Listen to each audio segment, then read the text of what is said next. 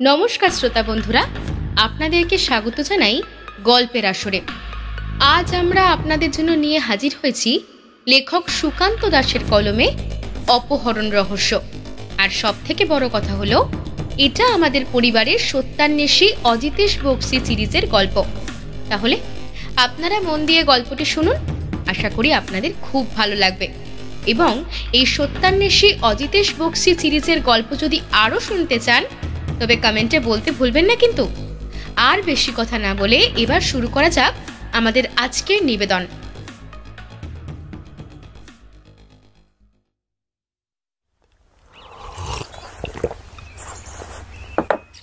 ব্যোমকেশের আমি সকালের চায়ের কাপ হাতে নিয়ে খবরের কাগজ উল্টাচ্ছিলাম। বলার মতো তেমন কোনো খবরই নেই, আর তা নিয়েই ব্যোমকেশের উদাসীনতা যেন দিন দিন বেড়েই চলেছে।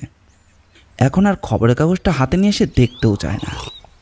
একটু আগেই পুটিরাম সকালের খাবারের বর্ণনা দিয়ে গেছে। আজ রবিবার, ছুটির দিন, তাই সকালে বেশ ফুলকো লুচি আর তার সঙ্গে পুটিরামের হাতে তৈরি আলুর দম হবে। তাই মনটা আমার বেশ ফুরফুরে ছিল। বললাম, কী হে ব্যোমকেশ, কী ব্যাপার বলো তো?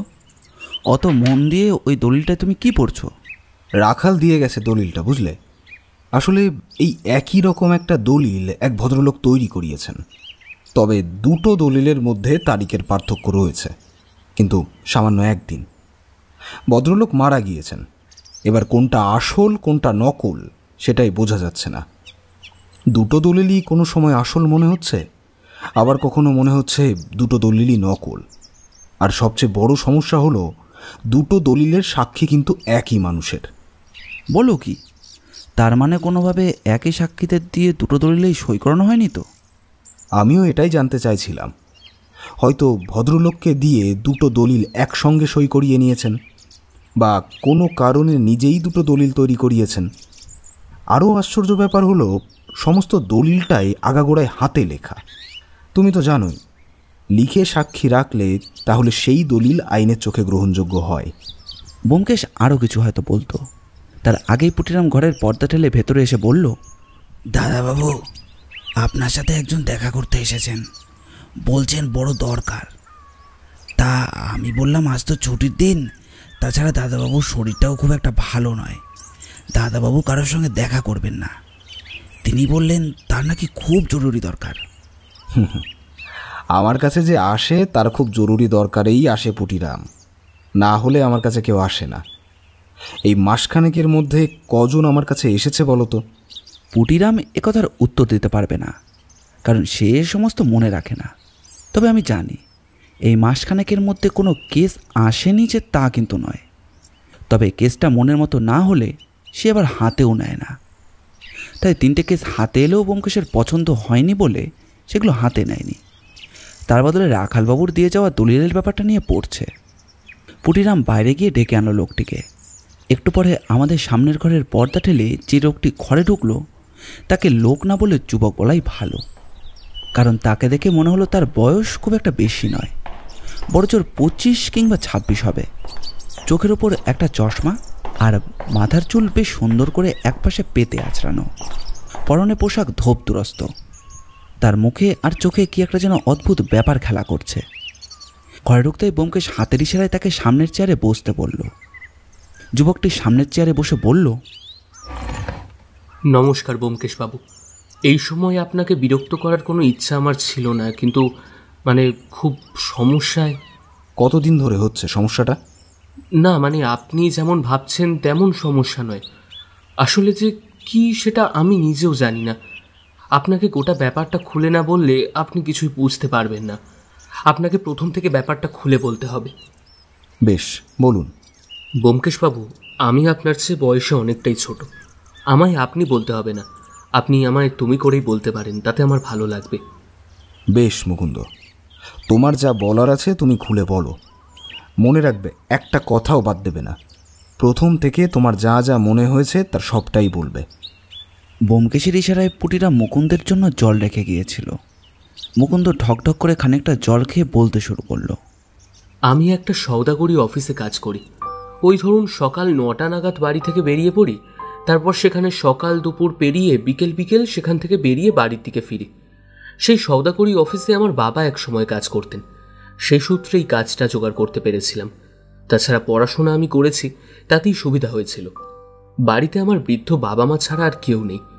কিন্তু ব্যোমকেশবাবু, আমাদের পরিবারের কিংবা আমার এমন অর্থ নেই যে আমায় কেউ কিডন্যাপ করতে পারে। কিন্তু বিশ্বাস করুন, মাত্র 2 দিন আগে এই শুক্রবার সকালে আমি যখন অফিসের জন্য বেরিয়ে পড়েছি, তখন আমায় কিডন্যাপ করা হয়েছে। এ কি, তোমায় অপহরণ করা হয়? কিন্তু তাহলে তুমি সেখান থেকে ছাড়া পেলে কি করে? আর তাহলে তো তোমার পুলিশের কাছে যাওয়া প্রয়োজন। আমিও সেটাই ভেবেছিলাম। কাল রাতের বেলা আমি ছাড়া পেয়েছি, কিন্তু বিশ্বাস করুন, কয়েকটা কারণে আমি পুলিশের কাছে যেতে পারিনি। তাই আমি আপনার কাছে এসেছি। গোটা ব্যাপারটাকে আপনাকে না বললে আমি শান্তি পাচ্ছিলাম না। আসলে কি হয়েছে তা আমি নিজেও জানি না। কি হয়েছে মানে? এই তো তুমি বললে যে তোমাকে অপহরণ করা হয়েছিল। তাহলে? ব্যোমকেশ হাত তুলে আমাকে বাধা দিয়ে বলল। মুকুন্দ, বুঝতে পারছি তুমি এমন একটা কিছুর কথা বলতে চাইছো যেটা তুমি নিজেই এখনো ভালোভাবে বুঝতে পারোনি। তাই তুমি সময় নাও, অযথা ভয় পাওয়ার কিছুই নেই। তুমি আস্তে আস্তে সময় নিয়ে সব কথা বলো আমাকে। মনে রেখো, কোনো কিছু না বললে কিন্তু তাতে তোমারই সমস্যা হতে পারে। মুকুন্দ একটু সময় নিল এবং আমি বুঝতে পারলাম ব্যোমকেশ আমাকে কেন বারণ করছে। আসলে সে কোনো ব্যাপার নিয়ে বেশ চিন্তায় পড়েছে, তাই এ সময় তাকে বেশি কথা বলে বিব্রত করে দেওয়াটা ঠিক নয়। চুপ করে রইলাম। মুকুন্দ আবার বলতে শুরু করলো। প্রতিদিনের মতো শুক্রবার সকালে ওই 9টার সময় বাড়ি থেকে বেরিয়ে ছোট রাস্তা ধরে বড় রাস্তার কাছে গিয়ে দাঁড়ালাম। একটা গাড়ির জন্য অপেক্ষা করছি। সবসময় যে ঘোড়ার গাড়িতেই যাই তা কিন্তু নয়, মাঝে সাঝে হেঁটেও যাই। তবে সেদিন কি মনে হলো গাড়িতেই গেলাম। তাছাড়া শনিবার আর রবিবারের মাঝখানে ছুটি। গাড়ির জন্য দাঁড়িয়ে আছি, এমন সময় কোথা থেকে একটা গাড়ি আমার সামনে এসে দাঁড়ালো। গাড়িতে 2জন লোক বসে রয়েছে, তবে সামনের দিকটা ফাঁকাই ছিল। আমি দারোয়ানকে কিছু একটা জিজ্ঞেস করতে যাব, তার আগেই লোক 2জন আমায় উঠে আসতে বলল। আমার এমনিতেই দেরি হয়ে গিয়েছে, তার উপর হেঁটে গেলেও আরও দেরি হবে। গাড়ির প্রয়োজন, কিন্তু আশেপাশে তাকিয়ে আর কোনো গাড়ি দেখতে পেলাম না, তাই উঠে পড়লাম। এ কথা ও কথা বলে একবার ঠিকানা বলার জন্য পিছন দিকে ঘুরেছি। গাড়োয়ানকে কিছু বলবো, তার আগেই হঠাৎ করে আমার নাকের ওপর কি যেন একটা এসে পড়ল। বুঝতে পারলাম একটা রুমাল, আর তার মধ্যে ঘোড়ার গাড়ির দুপাশে ঢাকনা নেমে এলো। আমার হাত পা মুখ আর চোখ মুহূর্তের মধ্যে যেন কেউ বেঁধে ফেলল। আমি কিছু বলার মতো সুযোগ পেলাম না, তার আগেই সমস্ত ব্যাপারটা দ্রুত হয়ে গেল। তারপরে আর কোনো কথা নেই। বাইরে থেকে রাস্তায় গাড়ি ঘোড়া ও লোকজনের শব্দ ভেসে আসছে, কিন্তু ভেতরে কোনো কথা নেই। যেন মনে হচ্ছে একটু আগেই যে 2জন বসেছিল তারাও যেন কখন নেমে গেছে। কিন্তু মাঝে মাঝে তাদের পায়ের শব্দ ও ঘোড়ার গাড়ির শব্দ পেয়ে বুঝতে পারছিলাম তারা নেমে যায়নি। গাড়োয়ানের চাবুকের শব্দ, ঘোড়াগুলোর ডাক, সমস্ত কিছুতে বুঝতে পারছিলাম ঘোড়া চলছে। ঠিক কতক্ষণ পরে মনে নেই, তাও হিসাব করলে ঘন্টাখানেক পরে ঘোড়ার গাড়িটা থামল। তারপর আমায় নিয়ে ঢুকলো ওরা। বুঝতে পারলাম একটা ঘরের মেঝের ওপর আমাকে শুইয়ে দেওয়া হয়েছে। আমার হাত আর পায়ের বাঁধন খুলে দিতেই আমি সামনের দিকে হাত বাড়ালাম। ফাঁকা, কিচ্ছু নেই। তাড়াতাড়ি চোখের বাঁধনটা খুলে ফেলার প্রাণপণ চেষ্টা করতে করতে একটা দরজা বন্ধ হওয়ার শব্দ শুনতে পেলাম। তারপরে চোখ খুলতেই দেখতে পেলাম আমি একটা ঘরের মধ্যে এসে পড়েছি। ঘরে মাত্র একটাই জানলা, দরজা আছে কিন্তু সেগুলো বন্ধ। চিৎকার করলাম 2 একবার, কিন্তু তাতে কোনো ফল হলো না। কেউ সাড়া দিল না আমার চিৎকারের শব্দে। জানলার কাছে গিয়ে একবার ধাক্কা দিলাম, দরজায় ধাক্কা দিলাম, কিন্তু কিচ্ছু লাভ হলো না। প্রাণপণে কয়েকবার চিৎকার করার পর শেষে হাল ছেড়ে দিলাম। ঘরের ভেতরে একটা চেয়ার, একটা জলের বোতল, আর সামনে রাখা ছিল একটা বড় মতো কি যেন, আর সাদা একটা কাপড় দিয়ে সেটা ঢাকা। সেদিকে তাকাতে ইচ্ছা করল না। চেয়ারটা টেনে কোনো রকমে ক্লান্ত হয়ে বসে পড়লাম। কি হচ্ছে আমার সঙ্গে, আর কেন যে আমাকে এভাবে এখানে ধরে আনা হলো কিছুই বুঝতে পারছি না। ঠিক সেই সময় চোখে পড়ল টেবিলের ওপর একটা পাথর দিয়ে চাপা রয়েছে একটা কাগজ। কি মনে হতে কাগজটা হাতে তুলে নিলাম, আর তারপর একটা ধাক্কা খেলাম। জানেন সে কাগজে কি লেখা ছিল? তোমার কোনো ক্ষতি আমরা করব না। তোমার বাবা মা বাড়িতে একা আছে, মাথায় রেখো। যদি তুমি কোনো বেগরবাই করো তাহলে কিন্তু তার মাসুল ওদের দিতে হবে। তোমাকে এখানে কোনো কাজ করতে হবে না, শুধু দিনের বিশেষ বিশেষ কিছু সময় তোমায় ওই টাইপরাইটারে টাইপ করতে হবে। কি টাইপ করতে হবে তা ওখানে লেখা আছে। সকালে 8টা থেকে 8:30 আর বিকেলে 5টা থেকে 6টা, এই দুটো সময় তোমার ওই লেখাগুলো টাইপ করে লিখতে হবে। কথা মতো কাজ করলে খুব দ্রুত তুমি মুক্তি পাবে। ব্যোমকেশবাবু, লেখাগুলো পড়ে যেমন ভয় হলো তেমনই একটু স্বস্তিও হলো। যদি ওদের কথা মতো কাজ করি তাহলে আমায় দ্রুত মুক্তি দেবে বলেছে। এখান থেকে আমি বেরোতে পারবো না। বাইরে আমার মা বাবা সত্যি একা রয়েছে, তাদের যদি কোনো ক্ষতি হয়ে যায়। একটু পরেই ওই দরজাটার দিক থেকে একটা কি যেন ভেতরে এসে ঢুকলো। দেখলাম একটা খাবারের প্লেট, ভাত আর কিছু খাবার সেখানে রয়েছে। তার উপর একটা সাদা রঙের কাগজ, ওতে লেখা রয়েছে, আশা করি আমাদের কথা তুমি শুনবে। যদি সেইভাবে কাজ করো তাহলে 3 দিনের মধ্যে তোমায় আমরা ছেড়ে দেব। আমার জামার পকেটে একটা পেন ছিল। তারপর সেই থালার খাবার খেয়ে থালাটা ওই পথে ফেরত দিলাম। তার সঙ্গে সঙ্গে দিয়ে দিলাম ওই কাগজটা। আচ্ছা, তোমায় যখন খাবারের প্লেট আর কাগজটা কেউ দিয়েছিল তখন তুমি তাকে দেখতে পাওনি?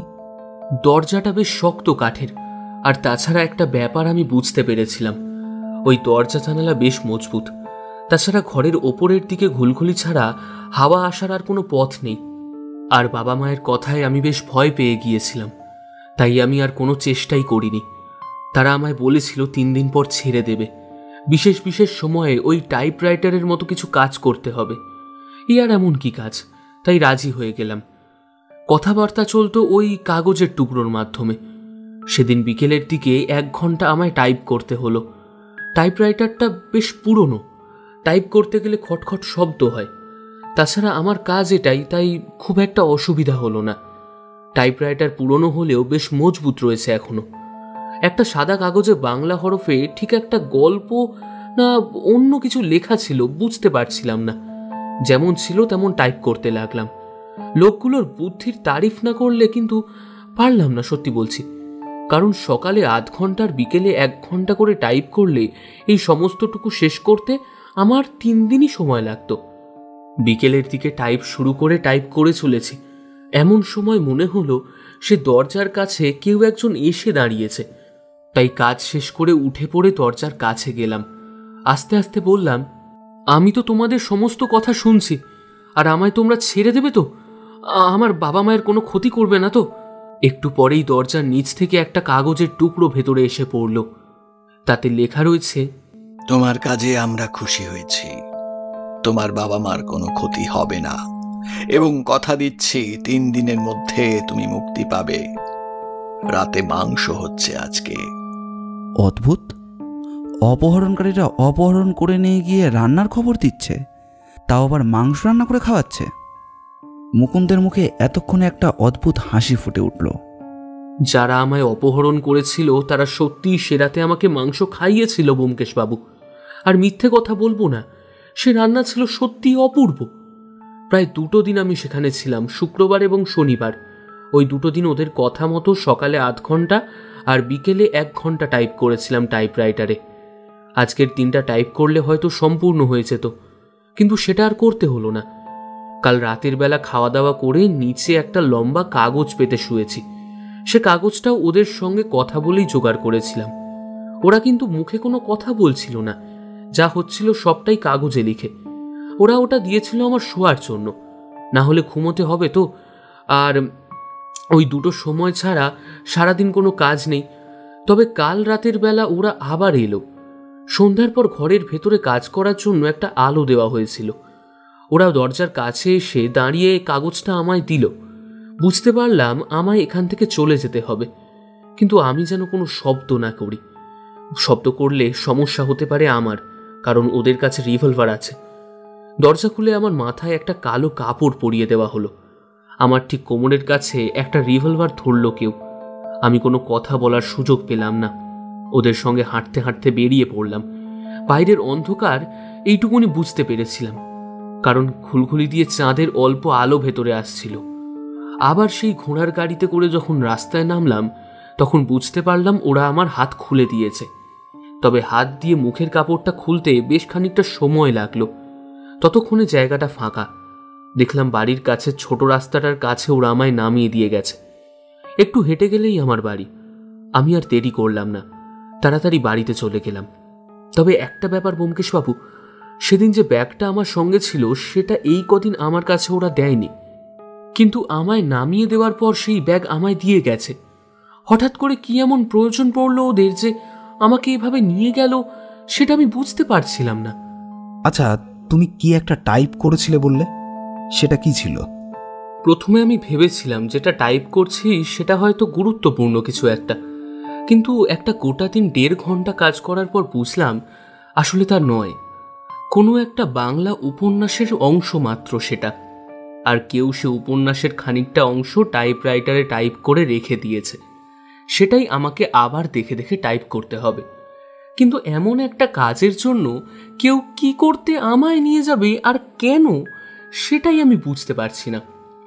এখন আমার কাছে তুমি ঠিক কি চাইছো? আমি বাড়ি ফিরে আসতে পেরেছি, আমি তাতেই খুশি ছিলাম। এমনকি মা বাবারও কোনো ক্ষতি করা হয়নি। কিন্তু আমার বাবা কথা মানতে চাইছেন না যে আমায় কিডন্যাপ করা হয়েছিল কিন্তু কোনো ক্ষতি করা হয়নি। তিনি বারবার বলছেন এর পিছনে নিশ্চয়ই কোনো কারণ আছে। অকারণে উপন্যাসের সামান্যটুকু কপি করার জন্য ওরা আমায় এভাবে অপহরণ করে নিয়ে যাবে না। ওরা চাইলে যে কোনো কারোর কাছ থেকে সেটা করিয়ে নিতে পারত। আমাকে অপহরণ করেছে, তার মানে নিশ্চয়ই কোনো কারণ তো আছে। এটা তো আমারও মনে হচ্ছে মুকুন্দ, নিশ্চয়ই কোনো কারণ আছে। অকারণে এতটা ঝুঁকি ওরা নেবে কেন? দিনে দুপুরে তোমায় অপহরণ করা, 2 দিন তোমায় এইভাবে খাইয়ে দাইয়ে ভালো করে রাখা, তারপরে আবার তোমাকে ফিরিয়ে দিয়ে যাওয়া, অন্য কোনো উদ্দেশ্য তাদের আছে বলে তো মনে হলো না। তাহলে তোমায় অপহরণ করে তোমাকে দিয়ে ওই উপন্যাসের অংশটা টাইপ করিয়ে তাদের কী লাভ হলো? এজন্যই তো আপনার কাছে আসা। পুলিশের কাছে যেতেই পারতাম, কিন্তু তাতে বিভিন্ন ধরনের সমস্যা পোহাতে হতো। পুলিশ উল্টে আমাকেই সন্দেহ করত। এর আগেও একটা দুর্ঘটনার দৃশ্য আমি নিজের চোখে দেখেছিলাম মাত্র, আর তাতেই পুলিশের কাছে বেশ হয়রানি হতে হয়েছে। তাই পুলিশের কাছে আমি যাব না। আপনি যদি এই কেসটা আমার একবার দেখেন তাহলে খুব ভালো হয়, আর না হলে বাবাকে মিথ্যে কথা বলতে হবে। ব্যোমকেশ চুপ করে কি যেন ভাবলো, তারপর বলল, দেখো মুকুন্দ, তোমার এই কেসে আমি হাত দিতেই পারি, কিন্তু একটা ব্যাপার আমার প্রয়োজন হবে। প্রথমত আমাদের এই বাড়িটা খুঁজে বার করতে হবে, যে বাড়িটাই ওরা তোমাকে আটকে রেখেছিল। সেই বাড়িটার ওই ঘর ছাড়া আমি আর কিছুই দেখতে পাইনি ব্যোমকেশবাবু। ওই ঘুলঘুলি দিয়ে বাইরের কিছুই দেখা যেত না। জানলাটা ওরা কখনোই খুলতে দিত না। দরজা যখন খুলেছিল সেদিন তখন মনে হয়েছিল বাইরেটা অন্ধকার। ওই অন্ধকারের মধ্যেও নিশ্চয়ই আলো খুঁজে পাওয়া যাবে মুকুন্দ, তুমি চিন্তা করো না। আমি যেমন যেমন বলবো তুমি তেমন তেমন করবে। আজ রবিবার, চলো, আজ রাস্তাঘাটে খুব একটা ভিড় হবে বলে মনে হয় না। তাছাড়া আজকে তোমার কাজটা ভালোভাবেই করা যাবে। অজিত, তুমি যাবে আমার সাথে? গোটা ব্যাপারটা নিজের কানে শোনার পর তোমার সাথে না বেরিয়ে কি আর কোনো উপায় আছে? অদ্ভুত লাগছে গোটা ব্যাপারটাই আমার। আচ্ছা, তোমার কি কোনো ধারণা হচ্ছে? বিশেষ একটি কাজে 2 জন মুকুন্দকে অপহরণ করে নিয়ে গিয়েছিল, কিন্তু সেই বিশেষ কাজটা কি? একটা উপন্যাসের সামান্য একটা অংশ তো আর টাইপ করার জন্য তারা নিয়ে যেতে পারে না। বিশেষত তাদের কাছে সেই টাইপ করা কাগজ আগে থেকেই ছিল। তারা সেটা যেখান থেকে টাইপ করেছে সেখান থেকেই করে নিতে পারত। মুকুন্দকে প্রয়োজন ছিল কেন? আর দ্বিতীয় কথা হলো, তারা তাকে রবিবার ছাড়বে বলেছিল, তাহলে শনিবার রাত্রের মধ্যে ছেড়ে দিল কেন? মুকুন্দ অবাক হলো ব্যোমকেশের কথায়। আমি জানি ব্যোমকেশের তদন্ত এমনভাবেই হয়, কিন্তু রবিবারের বদলে শনিবার ছাড়ায় ব্যোমকেশ যে এতটা অবাক হবে সেটা বোধহয় মুকুন্দ বুঝতে পারেনি। সে বলল, কিন্তু একদিন আগে যদি আমায় ছেড়ে দেয় তাহলে তাতে আপত্তি কোথায় ব্যোমকেশবাবু? আপত্তি আছে। কোনো একটা কাজে 3 দিন লাগবে বলেই ওরা তোমাকে নিয়ে গিয়েছিল, কিন্তু সেটা দিন 2 মধ্যেই হয়ে যায়। সে কাজটা কি? এখানে সময়টা খুবই গুরুত্বপূর্ণ। ভেবে দেখো, সারাদিনের মধ্যে মাত্র এই 1.5 ঘন্টা সময় টাইপ করতে বলা হতো। এমনভাবে তোমার টাইপের জন্য কাগজ তৈরি করা হয়েছিল যে সেটা করতে তোমার মতন একজন অভিজ্ঞ টাইপিস্টেরও 3টে দিন সময় লেগে যাবে। অর্থাৎ যে কাগজটা তৈরি করিয়েছিল তার টাইপ সম্পর্কে অভিজ্ঞতা অনেক। এমনটা তো আমি বুঝতে পারিনি। প্রথম দিন তুমি ওই ঘরের টেবিলের ওপরে যে কাগজটা পেয়েছিলে, আশা করি সেটা টাইপেরই কাগজ, হাতে লেখা নয়। ঠিকই বলেছেন, ওই একটা ছাড়া, কিন্তু বাকি সমস্ত কাগজগুলো যেটা ওরা দিয়েছিল তার সমস্তটা হাতে লেখা। তারও একটা কারণ আছে, সেটা তোমায় পরে বলবো। এখন তুমি আমাদের ঠিক সেখানে নিয়ে চলো যেখান থেকে তোমায় অপহরণ করা হয়েছিল। ঠিক যেখান থেকে তুমি ঘোড়ার গাড়িতে উঠেছিলে সেখানে নিয়ে যাবে, চলো। ব্যোমকেশ একটা ঘোড়ার গাড়ির ব্যবস্থা করেছিল। সেই গাড়িতেই আমরা চলতে লাগলাম মুকুন্দের সাথে। শুক্রবার সকালে ঠিক যেখান থেকে মুকুন্দ গাড়িতে উঠেছিল সেখানকার উদ্দেশ্যে রওনা হলাম। এখানেই দাঁড়িয়েছিলাম সেদিন আমি। ওই যে উত্তরের দিকে যে রাস্তাটা গিয়েছে সেই রাস্তা ধরে সামনের দিকে যাওয়ার কথা, সেদিকেই দুপা হাঁটতে হাঁটতেই ঘোড়ার গাড়িটা ঠিক এই ডান পাশে এসে দাঁড়িয়েছিল। ব্যোমকেশ ভালো করে সামনের রাস্তাটার দিকে তাকালো। রাস্তাটা সোজা চলে গেছে অনেক দূর পর্যন্ত। এখনও বেশ কিছু লোকজন এবং একটা ঘোড়ার গাড়ি এদিক ওদিক ছড়িয়ে রয়েছে। ব্যোমকেশ যেন কিছু একটা ভাবলো, তারপর বলল, তুমি বলেছ ঘোড়ার গাড়িতে করে তুমি বেশ খানিকটা এগিয়ে গিয়েছিলে, তারপরে তোমার মুখে ওরা রুমাল চেপে ধরেছিল। ঠিক কতটা গিয়েছিলে মনে আছে? ঠিক কতটা গিয়েছিলাম সেটা মনে নেই, তবে ওই বাঁকটার কাছ অবধি গিয়েছিলাম সেটা মনে আছে। তখন একবার আমি বাইরের দিকে তাকিয়েছিলাম, বাঁ দিকে ওই বাঁকটা ছিল। তারপরই বোধ হয় ব্যোমকেশ একটা ঘোড়ার গাড়ি ডাকলো। তারপর ঘোড়ার গাড়িতে আমরা উঠে বসলাম। ঘোড়ার গাড়ির চালককে ব্যোমকেশ বলে দিল সে যা বলবে তাই করতে হবে। যতটা তার ভাড়া তার প্রাপ্যের চেয়ে সে বেশিই পাবে। ঘোড়ার গাড়ির চালক আর কিছু বলল না। আর তুমি ঠিক সেইখানেই বসো যেখানে সেদিন বসেছিলে। আমি আর অজিত মনে করো সেই দুইজন লোক। আচ্ছা, ওই বাঘটা পেরিয়ে চলো। ঘোড়ার গাড়িটা বাঘ পেরিয়ে আসার সঙ্গে সঙ্গে ব্যোমকেশ থামতে বলল। তারপর মুকুন্দকে বলল, এবার মনে করে দেখো তো, যখন তোমার মুখে ওরা রুমাল চেপে ধরেছিল এবং চোখ বেঁধে দিয়েছিল, তারপরে কি গাড়িতে কোনো রকম ঝাঁকুনি অনুভব করেছিলে তুমি? ঝাঁকুনি? না ব্যোমকেশবাবু, কিন্তু গাড়িটা বোধ হয় একবার বাঁ দিকে কাত হয়েছিল। বাঁ দিকে? তার মানে গাড়িটা বাঁ দিকে ঘুরে গিয়েছিল। কিন্তু বাঁ দিকে ঘুরলে তো ওই রাস্তাটা আবার চলে আসবে। তুমি গাড়িটা বাঁ দিকে ঘুরিয়ে ওই রাস্তাটাই নিয়ে চলো।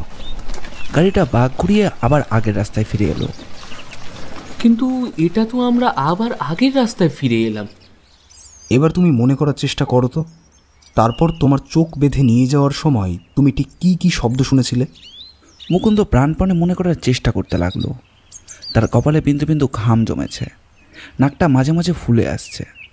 তার গায়ের রং একটু ফর্সার দিকে, ফর্সা মুখটা যেন লাল হয়ে এসেছে। একটু গলা তুলে সে বলল, একটা ঘন্টার শব্দ শুনেছিলাম। হ্যাঁ, একটা ঘন্টার শব্দ বেশ কিছুক্ষণ শুনতে পেয়েছিলাম। এই রাস্তাটা এগিয়ে গেলেই তারপর একটা চার্চ রয়েছে। এই চার্চের ঘন্টার শব্দ তুমি শুনে থাকতে পারো। আচ্ছা, চার্চে নিয়ে চলো তো আমাদের। ঘোড়ার গাড়িটা ব্যোমকেশের কথায় চার্চের অভিমুখে চলল সোজা পথ ধরে। গাড়ি ছুটতে লাগলো। মুকুন্দ যেন কি মনে মনে ভাবছে আর বিড়বিড় করে চলেছে নিজের মনে। ব্যোমকেশের মুখটা গম্ভীর। চার্চের কাছাকাছি আসতেই ব্যোমকেশ বলল, আচ্ছা, এই চার্চের ঘন্টার শব্দটা শুনতে পেয়েছিলে? চোখ বন্ধ করো, চোখ বন্ধ করে ভালো করে ভাবো। কথাটা বলে ব্যোমকেশ নিজের পকেট থেকে রুমাল বার করে মুকুন্দের চোখটা ঢেকে দিল। মুকুন্দ বেশ কিছুক্ষণ ঘন্টার শব্দ শুনতে লাগলো। তারপর বলল, হ্যাঁ, এই ঘন্টার শব্দটাই শুনেছিলাম। এরপর গাড়িটা কোন দিকে গিয়েছিল? এরপরে কোন দিকে গিয়েছিল মনে নেই, তবে একটা জায়গায় গরুর ডাক শুনতে পেয়েছিলাম। অনেকগুলো গরু একসাথে ডাকছিল মনে হয়। মুকুন্দ প্রাণপণে চোখ বাঁধা অবস্থা থাকায় মনে করার চেষ্টা করতে লাগলো। আর ব্যোমকেশের হাতের ইশারায় ঘোড়ার গাড়ির চালক আবার গাড়ি চালিয়ে দিল। সে নিজেও বোধহয় মনে মনে গোটা ব্যাপারটার একটা উত্তেজনা অনুভব করছিল। চলতে চলতে বেশ খানিকটা আসার পরেও কিন্তু গরুদের কাউকে দেখা গেল না। একটা গোয়াল ঘর, বড় রাস্তার একদম কাছে নয়, একটু ভেতরে। তবে কাছাকাছি যেতেই আমরা গরুর ডাক শুনতে পেলাম। সেটা শুনতে পেয়ে মুকুন্দ বলল, হ্যাঁ, এখানে কয়েকজন কথা বলছিল দাঁড়িয়ে। এখানে গাড়িটা থামলো একবার, তারপর আবার চলতে শুরু করলো। বাঁ দিকে নিয়েছিল না ডান দিকে বাঁক নিয়েছিল? বাঁ দিকে বাঁক নিলে ওই পথে সোজা চলে যাচ্ছে। না না, আমি বাঁ দিকে বাঁক নিয়েছিলাম বলে মনে হচ্ছে। আর যতদূর মনে পড়ছে, ওই গরুর ডাকের শব্দ শোনার পরে ওখানে গাড়িটা খানিকক্ষণ থেমেছিল। তারপরেই বাইরে থেকে লোকজনের কথাবার্তা শোনা যাচ্ছিল। আবার খানিকটা এগিয়ে এসে বাঁ দিকে বাঁক নিয়েছিল গাড়িটা। ঠিক তখনই গাড়ির ভেতর থেকে কেউ একজন ঘোড়ার গাড়ির চালককে নির্দেশটা দিয়েছিল। যতদূর মনে পড়ছে এমনটাই হয়েছিল।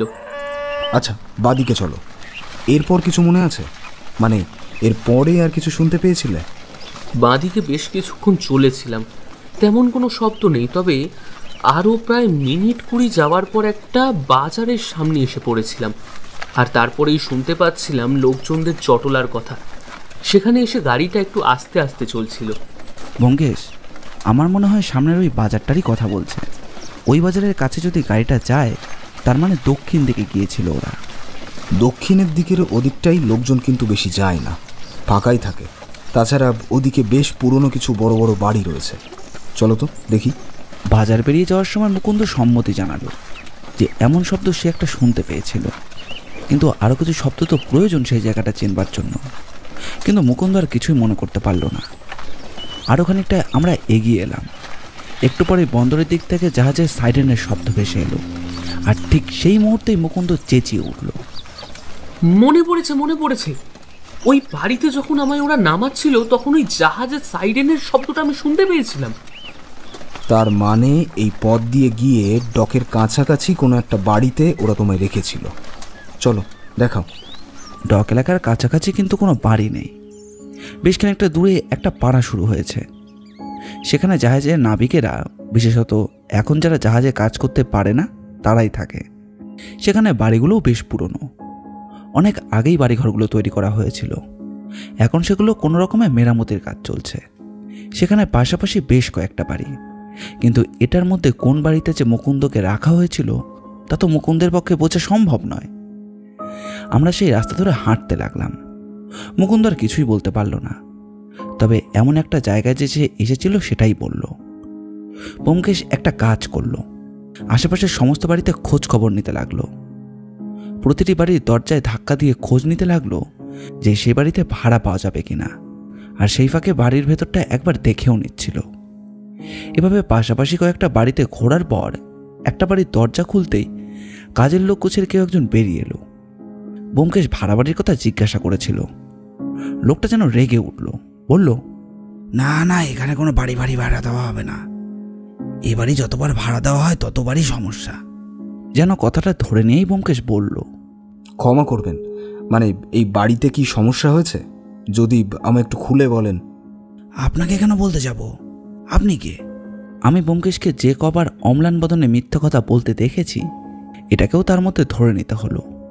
আসলে আমরা পুলিশের লোক, একটা অতি গোপন ব্যাপারে খোঁজ খবর নেওয়ার জন্য এখানে এসেছি। এখানে একটা বাড়িতে 2 দিন আগে 2জন লোককে দেখা গেছে। তারা দুজনেই অপরাধী। তাদের খোঁজেই আমরা এখানে এসেছি। ব্যোমকেশের কথা শুনে লোকটা একটু অবাক হয়ে আমাদের দিকে তাকালো, তারপর বলল, আপনারা পুলিশের লোক? সত্যি বলছেন তো? আপনার যদি এতে কোনো আপত্তি থাকে তাহলে আমি নয় ঘণ্টাখানেক পরে পুলিশের পোশাক আর পুলিশদের নিয়ে আসছি। আসলে পুলিশের পোশাক পরা না থাকলে সত্যিই পুলিশ বলে ভাবতে খুব অসুবিধা হয়, তাই না? না, মানে আসলে ব্যাপারটা তেমন নয়। একটা ঘটনা ঘটেছে। আচ্ছা, আপনারা ভেতরে আসুন, আমি বাবুকে ডেকে দিচ্ছি। কথা বলে লোকটা আমাদের 3 জনকে ঘরের ভেতরে নিয়ে গিয়ে বসালো। ওপরের দিকে উঠে গেল কাকে যেন ডাকতে। আমি আস্তে আস্তে বললাম, কি ব্যাপার বলো তো ব্যোমকেশ, হঠাৎ এই বাড়িতে এসে ঢুকলে কেন? ব্যোমকেশ আমার কথায় উত্তর না দিয়ে মুকুন্দর দিকে দেখিয়ে দিল। তাকিয়ে দেখি মুকুন্দ এদিক ওদিক তাকিয়ে কি একটা যেন দেখছে। আমি বললাম, কি হলো মুকুন্দ, কি দেখছো? কিছু না, মানে ঘরগুলো কেমন চেনা চেনা লাগছে। যদি এমন একটা ঘরে তুমি বন্দি থাকো তাহলে কিন্তু সমস্যা, কারণ এখানে প্রতিটা বাড়ি কিন্তু একই রকমভাবে তৈরি। আসলে ডকের কাছাকাছি নাবিকদের থাকার জন্য ওই দোতলা বাড়িগুলো আগে ব্যবহার করা হতো। এখন রিটায়ার করা নাবিকরা এখানে থাকে। এর প্রতিটা ঘর একই রকম। তুমি যে ঘরে বন্দি ছিলে সেই ঘর আর এই ঘর একই রকম লাগছে, তাই না? তার মানে আমি এখানে কোথাও বন্দি ছিলাম? আমার যতদূর মনে হচ্ছে তুমি এখানে কোথাও না, এই বাড়িটাতেই বন্দি ছিলে।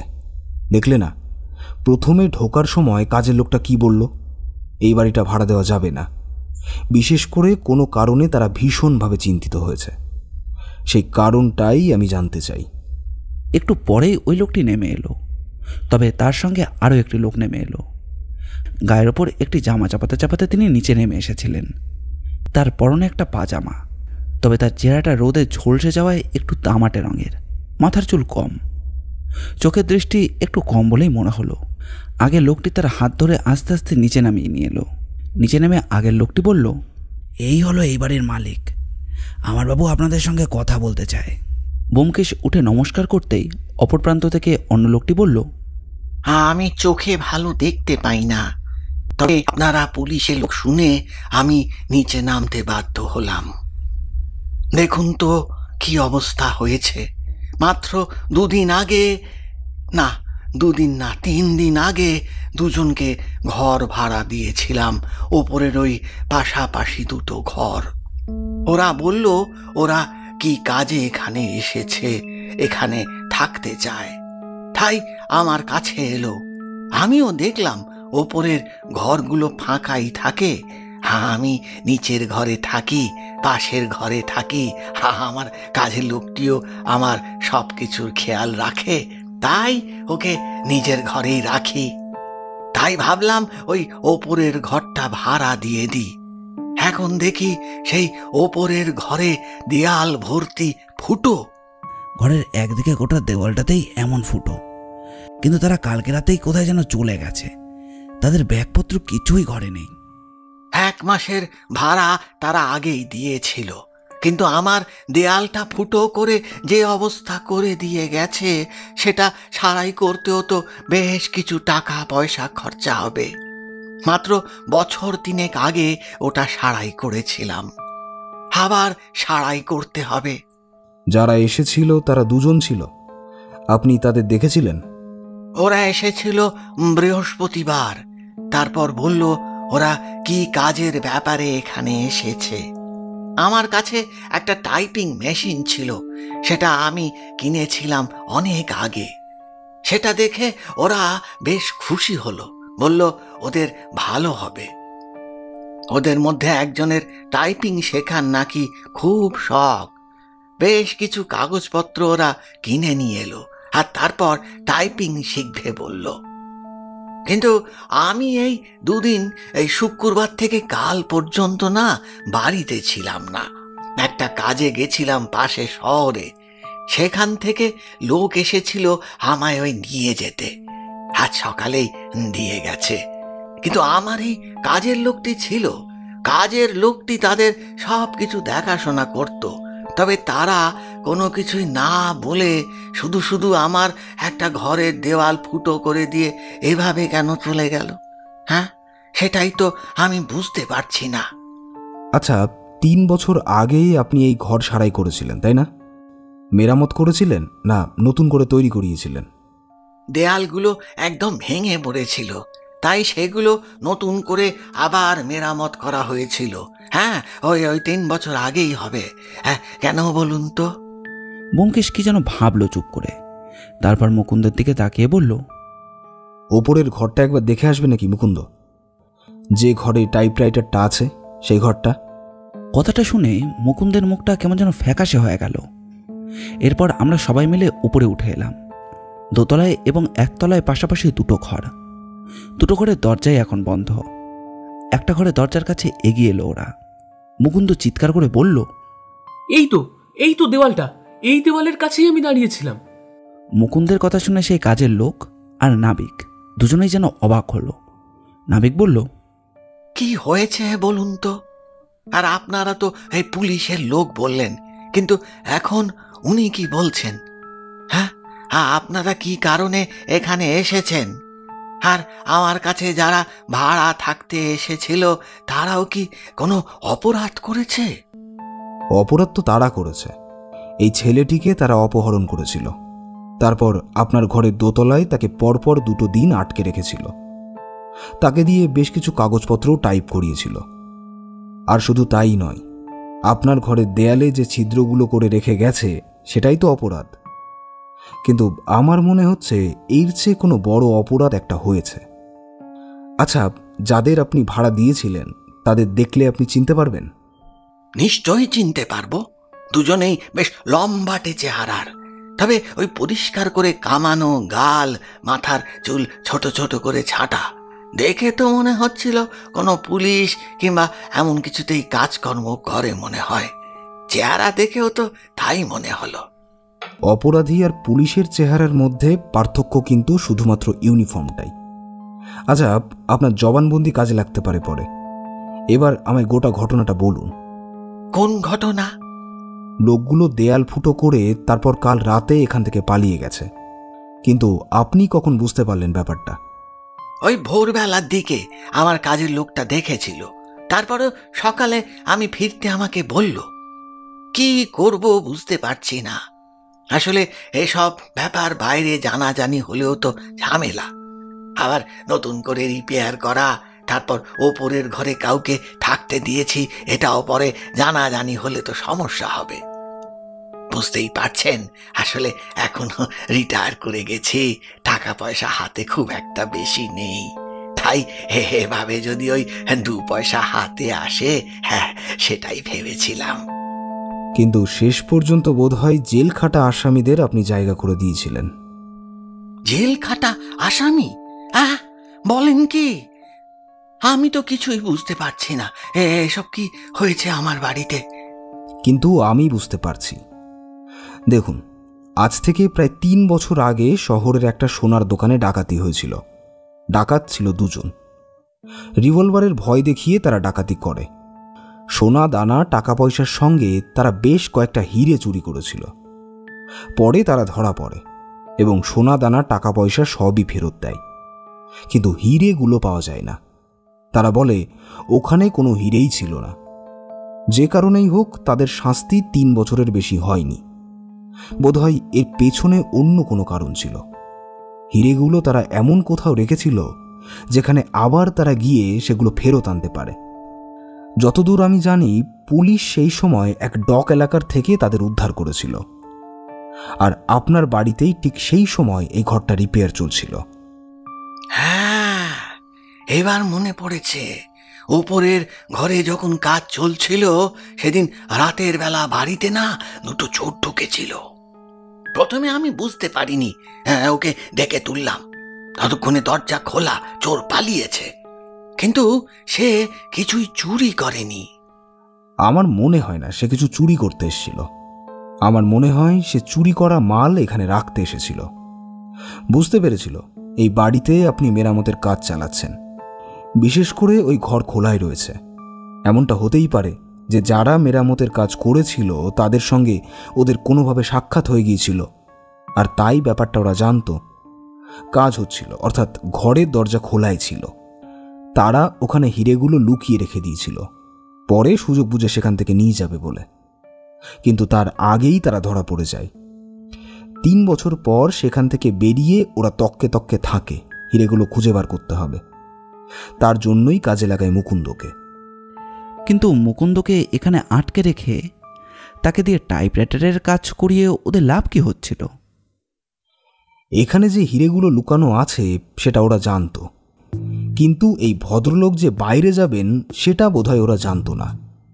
ওরা এখানে আসার পরে ভেবেছিল সময় সুযোগ বুঝে হিরেগুলো বার করবে, তাই মাসখানেকের জন্য বাড়িটা ভাড়া নিয়েছিল। ওরা এখানে থাকার পর থেকেই এমনটা হয়।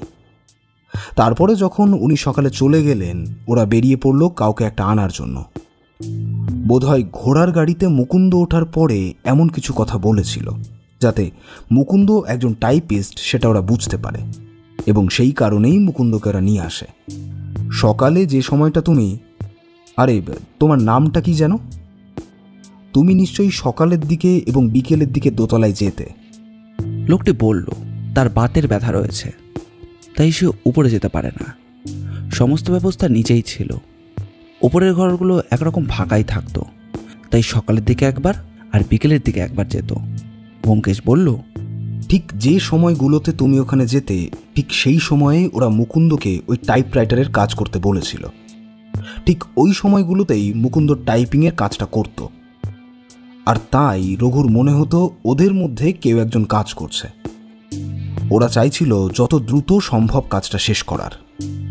ওপরের ঘরে রঘু খুব একটা যেত না, তাই সেই ফাঁকে ওদের একজন ওই ঘরের দেওয়ালগুলো ফুটো করে তাদের হিরে খুঁজে চলেছিল। 3 বছর আগে লুকিয়ে রাখা হিরে ঘরের দেওয়াল থেকে খুঁজে বার করাটা খুব একটা সহজ কাজ নয়। সেটা খোঁজার জন্য ওরা বাড়িটা 1 মাসের জন্য ভাড়া নেয়, যাতে 1 মাসের মধ্যেই ওরা সমস্ত কাজটা করে ফেলতে পারে। কিন্তু আমার মনে হয় এরা খুব একটা তাড়াতাড়ি কাজটা করে ফেলতে পেরেছিল, তাই মুকুন্দকে ওখান থেকে সরিয়ে নিয়ে যায় ওরা। এই সুযোগটাই কাজে লাগিয়েছিল ওরা বোঝাতে চেয়েছিল এদের মধ্যে একজন টাইপরাইটারের কাজ করছে, আর একজন হয়তো রঘুকে চোখে চোখেই রাখত।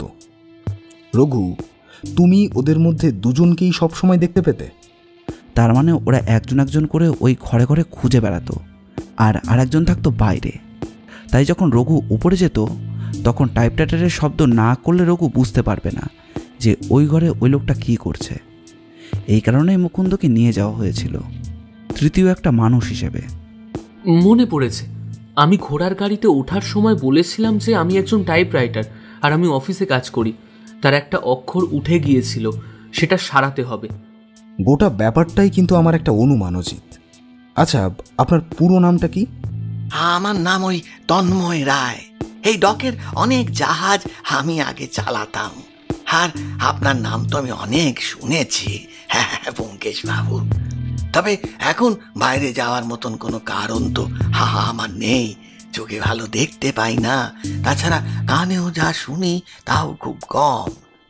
এক সময় এখানকার জাহাজ চালাতাম, এখানকার লোকেদের সঙ্গে আমার খুব ভালো সম্পর্ক ছিল। তাই এই কিছু টাকা পয়সা দিয়ে আর আরো কিছু কাজের পরিবর্তে আমি এই বাড়িতে থাকার অধিকার পেয়েছি। আপনি যে কথা বলছেন তা যদি সত্যি হয় তাহলে তো মশাই আমায় আবার পুলিশের ঝামেলায় পড়তে হবে। পড়তে হবে না, খোঁজ নিতে হবে। ওই সোনার দোকানে ডাকাতির অপরাধীর 2জন কবে ছাড়া পেয়েছে এবং এখন কোথায় আছে, তারপর তাদের পিছু নিলেই গোটা ব্যাপারটা জানা যাবে। আশা করছি কয়েকদিনের মধ্যেই আপনাকে খবরটা দিতে পারবো। শুধু আপনাকে দেখে চিনতে হবে যে ওই 2জনই সেই 2জন কিনা যারা আপনার বাড়িতে থাকতে এসেছিল। তার মানে আপনি এখনো পর্যন্ত যা বললেন সবকিছুই আপনার অনুমান। আর তাহলে এবার আমরা কি করে তাকে ধরবো বলুন তো? তোমায় ভাবতে হবে না মুকুন্দ, এরপর সমস্ত ব্যাপারটা তুমি আমার উপরেই ছেড়ে দাও। আমি আর রাখাল গোটা ব্যাপারটা ঠিক সামলে নিতে পারবো। এরপর আমরা সেই নাবিক ভদ্রলোকের বাড়ি থেকে বেরিয়ে এলাম। গোটা পথ আমাদের মধ্যে আর কোনো কথাই হলো না। ঘোড়ার গাড়িটা ব্যোমকেশ দাঁড় করিয়ে রেখে এসেছিল। ঘোড়ার গাড়িতে করে আমাদের কাছে নেমে মুকুন্দের কাছে পৌঁছে যাওয়ার কথা সে বলে দিল। তবে ভাড়াটা আমাদের আর দিতে হলো না, মুকুন্দই দিয়ে দেবে বলল। যাওয়ার সময় সে বলল, আপনি ব্যোমকেশবাবু এই গোটা ব্যাপারটা যদি বাইরে আর কি। চিন্তা করতে হবে না মুকুন্দ, এই ব্যাপারটা আমরা বাইরে কাউকে বলবো না। এরপরে সমস্ত ঘটনা সপ্তাহখানেকের মধ্যে আরও একটা ঘটনা ঘটল। রাখালের উদ্যোগে পুলিশের সাহায্যে 2জনকে ধরা হলো। জেরার পরে তারা সমস্ত কিছু স্বীকার করলো এবং পুলিশের সাহায্যে ওই নাবিক ভদ্রলোক এবং তার চাকর রঘু শনাক্ত করলো সেই 2জনকে। ওরাও জানালো আসলে তারা 3 বছর আগে ওই বাড়িতে লুকিয়ে রেখেছিল হিরে, আর সেটা সেখান থেকে বের করে আনার জন্যই তারা সমস্ত কাজ করেছিল। ব্যোমকেশ কিন্তু পুলিশের কাছে মুকুন্দের কথাটা বলল না, তবে ওই লোকগুলোর সাথে আলাদা আলাদা করে কথা বলে মুকুন্দের ব্যাপারে সে সব কিছুই জেনে নিয়েছিল। কিন্তু এত সব জেনে মুকুন্দ সত্যিই ভয় পেয়ে গিয়েছিল। 2জন চোর এটাও বলল মুকুন্দ বা ওখানে কারোর ক্ষতি করার উদ্দেশ্য ওদের ছিল না। ওরা চুরি করে, ডাকাতি করে, কিন্তু মানুষের কোনো ক্ষতি করতে চায় না। মুকুন্দ ওদের সাহায্য করেছিল বলেই ওরা কাজটা এত সহজে করতে পেরেছিল, না হলে করতে পারতো না। সমস্ত ঘটনা আমাদের বলার পরে ব্যোমকেশ বলল, মুকুন্দ ছেলেটা সত্যি বেশ ভালো, বেশ সহজ সরল, আর তাছাড়া বেশ ভীতু। তবে এমন একটা অদ্ভুত সমস্যায় পড়ে মুকুন্দ যদি ব্যাপারটা চুপ করে হজম করে নিত তাহলে হয়তো আমরা কিছুই জানতে পারতাম না। ওই নাবিক ভদ্রলোক কাউকেই কিছু বলতো না, কারণ এখানে তারও সামান্য সমস্যা ছিল। ব্যোমকেশের কথায় আমি হাসলাম। সত্যি মুকুন্দ অদ্ভুত একটা কেস নিয়ে এসেছিল আমাদের কাছে।